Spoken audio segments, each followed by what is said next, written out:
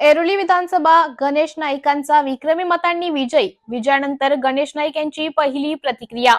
मी वयाच्या 21व्या वर्षापासून राजकारणात असून ह्या नवी मुंबईत माझ्यावर प्रेम करणाऱ्या लोकांची संख्या खूप आहे. माझाच रेकॉर्ड मी ब्रेक केलाय हे खरं आहे, पण त्यासाठी कार्यकर्त्यांनी खूप मेहनत केल्यामुळे मला हा विजय मिळवता आला.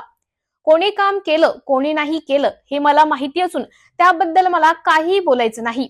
आपल्यावर कोणी आरोप केले तर त्यावर मी कधीही प्रत्युत्तर देत नाही, असे नाईक यांनी सांगितले. ऐरोलीच्या मतदारसंघातील सर्व बंधू भगिनींना मनापासून धन्यवाद.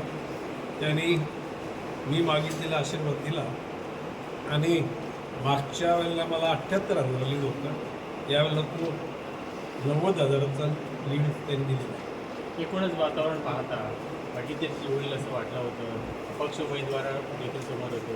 सगळा उमेदवार नव्हता, पण जसजशा निवडणुका जवळ येत गेल्या तसं वातावरण थोडं वेगळं होतं. काय म्हणणार आहे? हे बघा, बाब अशी आहे की ते समोर अशा घटना या महाराष्ट्रात सगळीकडे घडल्या,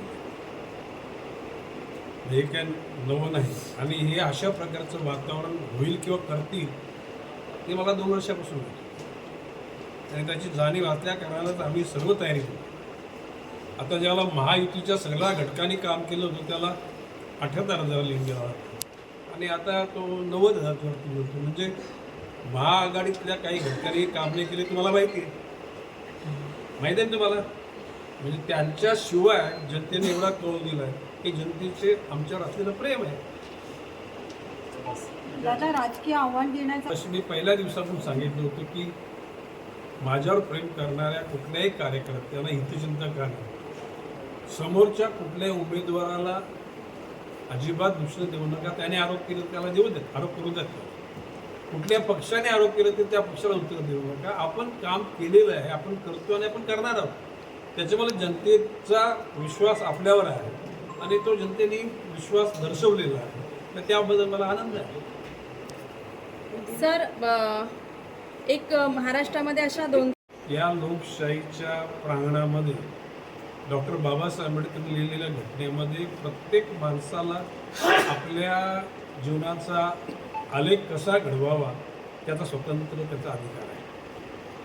आता मी मागे म्हटलं होतं की मी वयाच्या जस्ट 21 वर्ष पूर्ण केली होती. त्या कालखंडात मी काँग्रेसच्या विरुद्ध या ठिकाणी जिल्हा परिषदची निवडणूक लढवली होती.